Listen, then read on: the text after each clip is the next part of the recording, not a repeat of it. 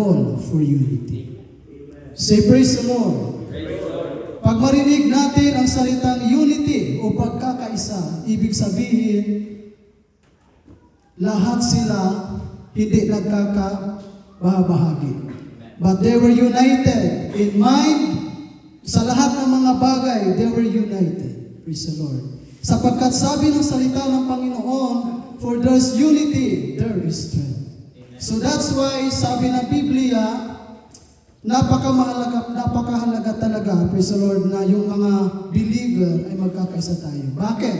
Sabi ng Biblia, behold, how good and how pleasant it is. Ibig sabihin, kung makikita natin na yung mga kapatiran ay nagkakaisa sa isang purpose. Anong purpose yan? In prayer, in worship, and then in petition, anuman yung mga bagay na pinagkakaisa natin, as long as it belongs to God, it will give us a good output.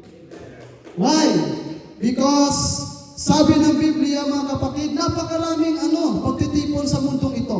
Pero may mga pagtitipon na ginagawa ng mga tao na hindi maganda yung nagiging resulta. Pero alam nyo ba kung ano yung bagay na nagbibigay sa atin ng magandang resulta? Once we are being united in one purpose, especially in worshiping God in spirit and in truth. Why? Because sabi ng Biblia, mga kapatid, okay?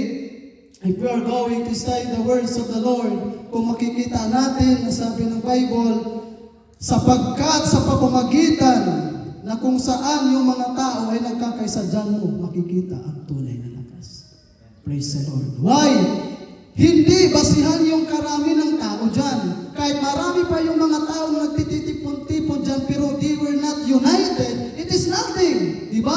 Kahit gaano pa kayo katalintado, kahit gaano pa kayo karunong pagdating, praise the Lord, sa anumang mga bagay sa sanlibutan ito. But I will tell you, praise the Lord, once you are divided, you are nothing. But kahit kakaunti lang tayo na naglilingkod sa Panginoon, but as long as we are united, we have a great strength and we are stronger. Why? Because we have serving a stronger God and we know His name is Jesus. So that's why sa buhay natin, mga kapatid, praise the Lord, hindi natin maiwasan talaga na may mga challenges na dumarating sa ating buhay. But yung mga challenges na dumarating sa ating buhay, hindi yan para discourage tayo. Hindi yan para bigyan ka na manghina yung loob mo. But it is the process in order for us to grow, na hindi pala dahilan yung pag-backslide, yung pag-withdraw sa paglilingkod ng Panginoon, yung solusyon sa anumang problema mo. But the solution of our problem, never drew back. We need to continue and we need to pursue and we need to be united. Why? Once we are united in mind, we are united in heart, we are united in spirit, nothing can stop us. So now, praise the Lord. As we are going to examine, praise the Lord, example in the Bible, Gideon's, mayroon siyang 300 soldiers. Sabi ng Panginoon, Gideon's, I will not send you, praise the Lord, for that land, having a lot of soldiers. But I will send you, having only 300 soldiers. Anong ibig sabihin dyan, mga kapatid? Alam natin na sa sanlibutan ito, sabi pa nila, pag marami daw, yun yung palaging nananalo. Pero sa paglilingkod natin, kahit kaunti lang tayo, as long as we have God, we always overcome everything that will hinder us in our service to the Lord. Say, praise the Lord. So now, let's continue to the word of the Lord. Ibig sabihin, sabi ng aklat na Ecclesiastes chapter 4, 2 heads is better than one.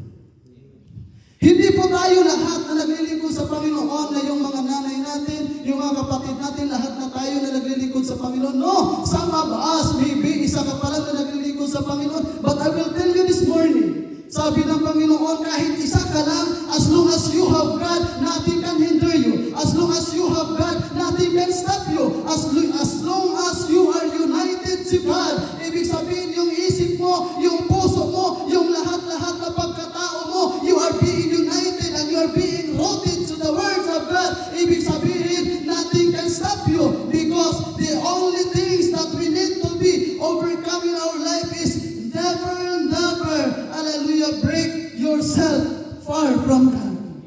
Why? Because pag gawin mo yan, your life will become miserable. Pero kahit gaano pa kahirap, kahit gaano pa kabigat yung mga hamon na dumarating sa buhay natin, mga kapatid, never be divided. Why? Because sabi ng New Testament, if a kingdom is divided, he cannot stand by his own. Ibig sabihin, if the church is divided, he cannot stand by his own. But we have a God, and our God, he is not divided, and his kingdom is not divided. We also, his people, we are not divided. That's why this morning I will tell you, hallelujah, that there is strength when the people of God was being united. Yun yung mahalaga. Praise the Lord. Kahit anong mga problema na dinadanas natin sa mundong ito, mga kapatid, even those unbeliever, mayroon silang mga paghihirap. Pero yung lamang lang natin, we have God. Diba? Praise the Lord. Sometimes, sa maliit lang na mga bagay, nagbabackslide na tayo kaagad.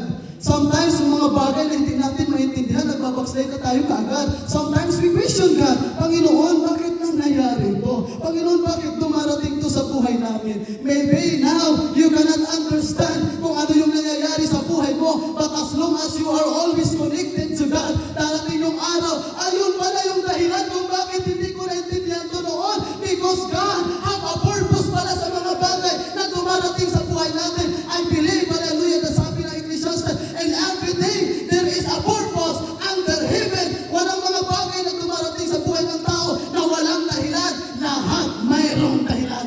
But I will tell you, He is the God that never think, hallelujah, sa mga bagay na mapapalayo tayo sa Panginoon. But He is the God na palagi siyang nag-iisip na hindi ka dapat mapalayo sa Panginoon. Why?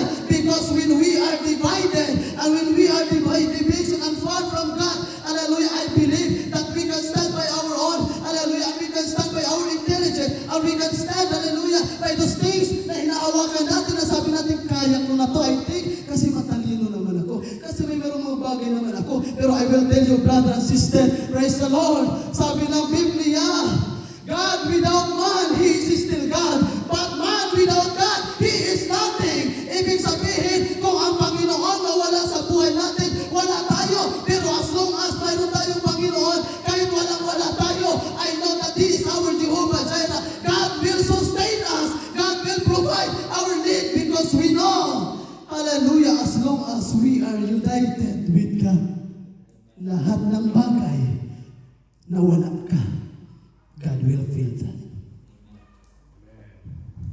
Say, praise the Lord. Kaya, mas maganda talaga na yung mga kapatiran nagkakaisa. That's why sabi ni Paul, praise the Lord, kailangan magpatuloy kayo sa prayer, reading the words of God, hearing, hallelujah, the words of God. Why? Sabi niya kay Timothy, give attendance to reading, exhortation. Ibig sabihin, praise the Lord, kailangan hindi tayo pumalayo. Kailangan hindi tayo pumalayo sa kalooban ng Panginoon. The more na lumapit pa tayo sa Panginoon, because the more na paglalapit tayo sa Panginoon, the more na yung diablo, wala siyang chance para i-divide yung church. Wala siyang chance na i-divide yung mga kapatiran sa church. Why? Because ang ating kaaway, praise the Lord, takot siya sa pangalan ng Panginoong Hesus. Pero hindi siya natatakot kung takot ka na harapin mo yung hamon sa buhay mo. Kaya kung may mga bundok, praise the Lord, na kinakaharap natin, mga kapatid, sa buhay natin, praise the Lord, do not be afraid. Huwag kang matakot. Why? Because God is greater that is in us than He that is in the world. Ibig sabihin, if God is able to overcome those things in this world, sabi niya, tingnan nyo, hallelujah, pinanalo ko na ang sanglibutan. And those, hallelujah, people who are being united to me, kaya din niya, praise the Lord, ipanalo yung mga bagay na